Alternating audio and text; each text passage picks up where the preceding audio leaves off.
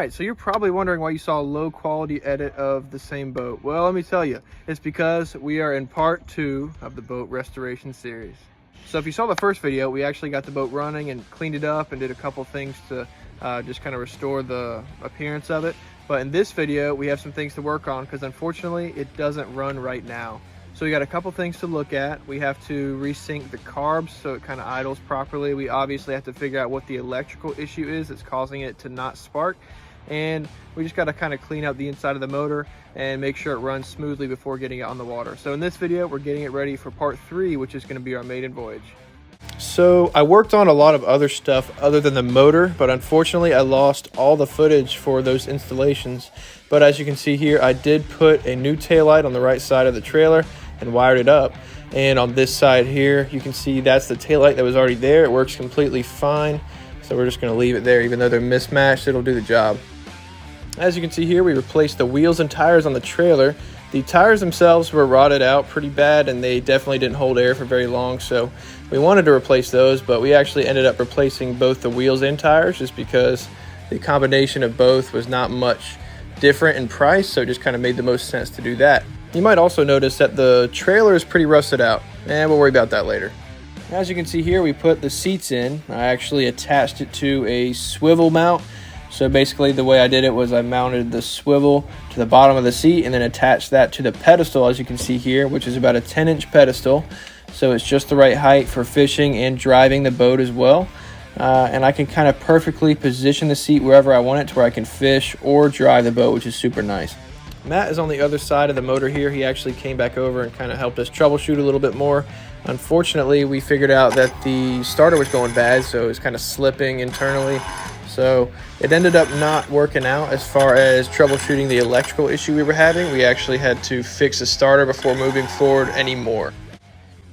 It annoys me that that thing isn't going back down because the grease is what helped it go back down, but I think the grease is what kept it from keeping it from spinning. Like, yeah, what do we do? That's weird.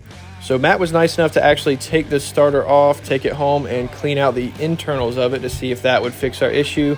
But unfortunately, we ended up having to get a new starter. And this one looks a little different, but we will see how it works. You want to prime it now?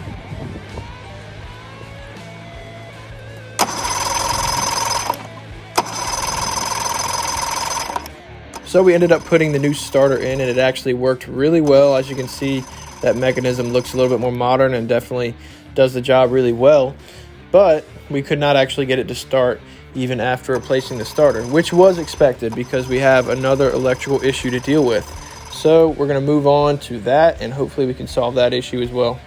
So I had Corbin with me. He went ahead and installed the starter for me. And then after that, we were checking wiring to see if we could find the reason for no spark. It was cranking, so the flywheel was turning and everything, but it was still not starting, which kind of just led us to believe it was a spark issue. So as you can see here, I'm wiping down the motor to see if that will kind of clear out some of the gunk and possibly help us out, at least make it run smoother in the future. And we had a groundbreaking discovery. Corbin ended up locating a completely broken wire on this solenoid. There's usually 3 wires that come out of that, but this one was completely severed. No good. That's no good. Alright, we got it running. As you can see here, we had to replace a part, but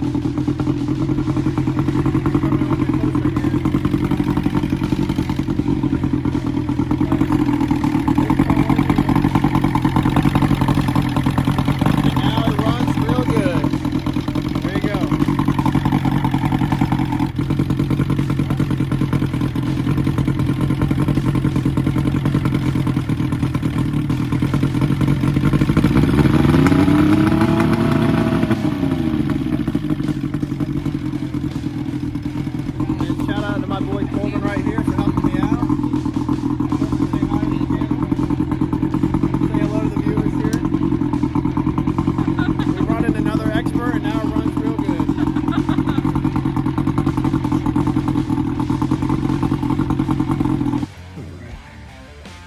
We spotted a lot of gunk and stuff in the crevices of the motor, so we wanted to go ahead and just spray it out and get it nice and clean. So we grabbed some brake clean at the auto parts store and went ahead and just sprayed it on there, and this stuff will evaporate, so we don't have to worry about getting it all along the inside of the motor. It kind of breaks down a lot of that gunk and definitely helps clean it up pretty well.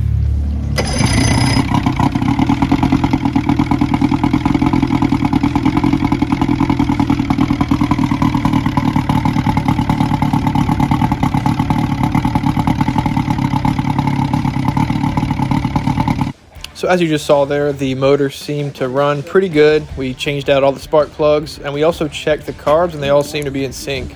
So right here we also got a fire extinguisher, which is required by law. We also got some life vests for the boat, and we got that trailer registered. There's a plate for it. All right, so the boat is actually water ready right now. So it is basically ready for part 3, which is going to be the maiden voyage. So let me just kind of go over everything we did in this video. We took care of the electrical issue in the motor, which was a solenoid. I forgot the exact name of it, but it was a solenoid that had a broken wire, so we replaced that part. Let's see what else. We replaced the starter, which was going bad. We also cleaned up the motor with some brake clean. We got a fire extinguisher. We got life jackets. We got the tires replaced on the trailer. We got the taillight replaced. I also got the trailer and the boat registered. For the trailer, it is actually a one-time fee, so I paid a one-time fee, and now I don't have to worry about it anymore. For the boat, I just got an annual registration, so basically I just have to wait for stickers in the mail. However, I can go ahead and put it on the water whenever I want, since I have the paperwork for it.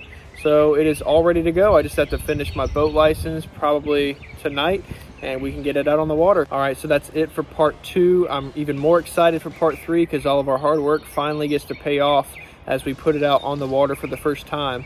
I could not thank Corbin, Matt, my papa, or even my dad enough for helping me out on this boat. We've all played a part in fixing it and getting it ready for the water, so shout out to all of them. So guys, stay tuned for part 3. It's going to be exciting. I'm excited.